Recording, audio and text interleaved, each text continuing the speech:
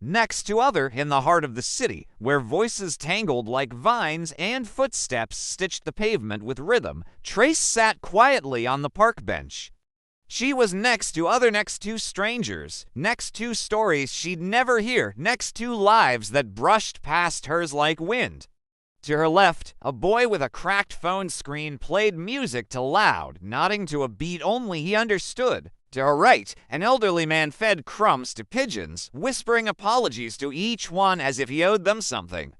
Trace didn't speak. She didn't need to. She was next to other, and that was enough. She watched a woman in a red scarf laugh into her coffee, watched a cyclist swerve to avoid a squirrel, watched the world unfold in fragments. And in those fragments, she found herself reflected not in mirrors, but in moments. Being next to other meant being part of something without needing to belong. It meant sharing space, breath, silence. It meant knowing that even in stillness, you are never truly alone. The bench was never just a bench. One rainy afternoon, Trace notices something odd. Mr. Tony is staring not at the pigeons, but at Malik. His eyes are wide, almost haunted. Malik, oblivious, is tapping out a beat on his thigh, lost in his music. Trace, curious, strikes up a conversation with Mr. Tony. He confesses something startling. Malik reminds him of a student he once taught, a boy named Paul who disappeared after a tragic fire at the school decades ago. The resemblance is uncanny, same rhythm tapping habit.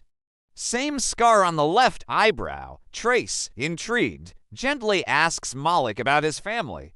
He hesitates, then reveals that he was adopted by his sister after being found wandering as a toddler with no memory of his past. All he had was a bracelet with the name Paul etched inside. The twist: Malik is Paul. Mr. Tony had always blamed himself for the fire, thinking he'd failed to protect his students.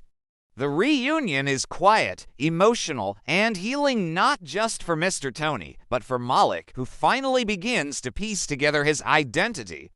And Ada, she sketches the moment in her notebook, realizing that being next to other isn't passive, it's powerful. She's been witness to a miracle. Final scene, the bench again. The sun dipped low, casting long shadows across the park. The bench, once just a place to sit, now held stories stitched into its wood. Trace arrived first, sketchbook in hand. She didn't sit immediately. She stood for a moment, watching the light flicker through the trees. Then she opened her book to a fresh page. Malik came next, headphones around his neck, a small speaker tucked under his arm. He nodded at Ada, then at Mr. Tony, who was already there, scattering crumbs with a gentler hand than before. Layla strolled in last, camera slung over her shoulder. A framed photo tucked under her arm, the one of a boy with a bracelet marked Tund. She placed it beside Mr. Tony, who touched the glass like it was sacred. Malik pressed play. Music filled the air, not loud, not brash, but tender. A beat that echoed footsteps, laughter, memory. It was his new piece, Echoes of the Bench. Trace sketched them all not as strangers, but as a constellation of lives that had once orbited in silence and now pulsed together. No one spoke much. They didn't need to. They were next to other, and this time it meant everything.